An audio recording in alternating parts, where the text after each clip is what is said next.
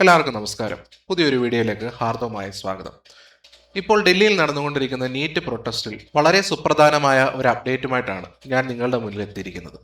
നമ്മൾക്ക് എല്ലാവർക്കും അറിവുള്ളതാണ്, വളരെ കുറച്ച് നാളുകൾക്ക് മുമ്പ് US-മായി വളരെയധികം ബന്ധപ്പെട്ട ചില ആൾക്കാരെ ഇന്ത്യക്കകത്ത് നിന്നും ബോർഡറിൽ നിന്നും അറസ്റ്റ് ചെയ്തതായിട്ട്. അന്ന് അറസ്റ്റ് ചെയ്യപ്പെട്ട ഈ വ്യക്തികൾക്ക് US സേനയുമായോ അല്ലെങ്കിൽ US രഹസ്യാന്വേഷണ വിഭാഗവുമായിട്ടോ വളരെ അടുത്ത ബന്ധമുണ്ട് എന്ന് നമ്മളുടെ ഇന്റലിജൻസ് ഏജൻസികൾ സംശയിച്ചിരുന്നു.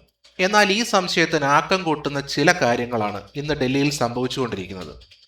വിദ്യാർത്ഥികൾക്ക് വേണ്ടി, അവരുടെ അവകാശങ്ങൾക്ക് വേണ്ടി അവർ തന്നെ സംഘടിപ്പിച്ച പ്രൊട്ടസ്റ്റ് എന്ന രീതിയിൽ വളരെയധികം പ്രശസ്തിയാർജിച്ച നീറ്റ് പ്രൊട്ടസ്റ്റിൽ ചില ബാഹ്യശക്തികളുടെ ഇടപെടലുകൾ നടന്നിട്ടുണ്ട് എന്ന സംശയം ഇപ്പോൾ ബലപ്പെട്ടു വരികയാണ്. ഇപ്പോൾ നിങ്ങൾ സ്ക്രീനിൽ കാണുന്ന വ്യക്തി ഒരു അമേരിക്കക്കാരനാണ്. ഇദ്ദേഹത്തെ കണ്ടെത്തിയത് മറ്റെവിടെയുമല്ല, ഇപ്പോൾ ഡൽഹിയിൽ നടക്കുന്ന നീറ്റ് പ്രൊട്ടസ്റ്റിൽ തന്നെയാണ്.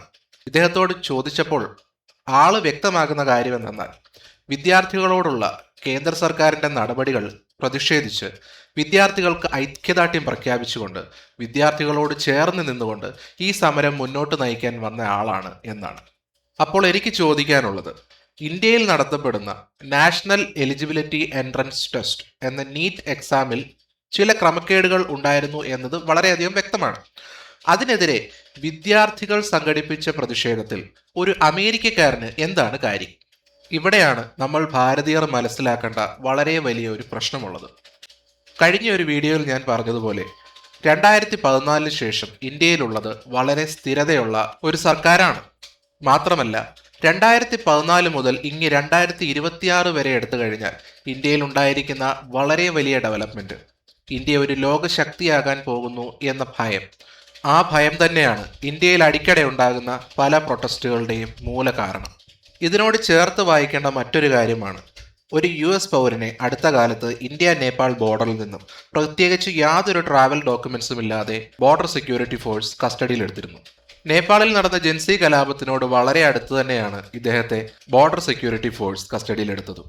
ഇന്ന് ഇന്ത്യയെ അസ്ഥിരമാക്കാൻ വേണ്ടി വളരെയധികം പാശ്ചാത്യ ശക്തികൾ കഷ്ടപ്പെടുന്നുണ്ട് എന്ന് തന്നെ വേണം ഡൽഹിയിൽ ഇപ്പോൾ സംഭവിച്ചിരിക്കുന്ന ഈ കാര്യത്തിൽ നിന്നും മനസ്സിലാക്കാൻ. പക്ഷേ സായിപ്പ് വിചാരിക്കുന്നത് പോലെ അത്ര എളുപ്പമല്ല ഇപ്പോൾ ഇന്ത്യയിലുള്ള ഭരണകൂടത്തെ മറിച്ച് താഴെയിടുക എന്നത്. അതിന്റെ പ്രധാനപ്പെട്ട കാരണം റിസർച്ച് ആൻഡ് അനാലിസിസ് വിങ്, അതായത് റോ, അല്ലെങ്കിൽ IB അല്ലെങ്കിൽ ഇന്റലിജൻസ് ബ്യൂറോ എന്നീ ഇന്റലിജൻസ് ഏജൻസികളാണ്. മുൻപ് ഇന്ത്യയിൽ നടന്നതും ഇപ്പോൾ ഇന്ത്യയിൽ നടക്കുന്നതും ഇനി നടക്കാൻ പോകുന്നതുമായിട്ടുള്ള പല കാര്യങ്ങളും എന്തൊക്കെയാണ് എന്നത് നമ്മുടെ ഇന്റലിജൻസ് ഏജൻസികൾക്ക് വളരെ വ്യക്തമായ ധാരണയുണ്ട്. എന്തായാലും ഇപ്പോൾ ഡൽഹിയിൽ ഉണ്ടായിട്ടുള്ള ഈ സംഭവങ്ങൾ അത്ര നിഷ്കളങ്കമാണെന്നൊന്നും പറയാൻ സാധിക്കില്ല. മറ്റൊരു വീഡിയോയുമായി വീണ്ടും കാണാം.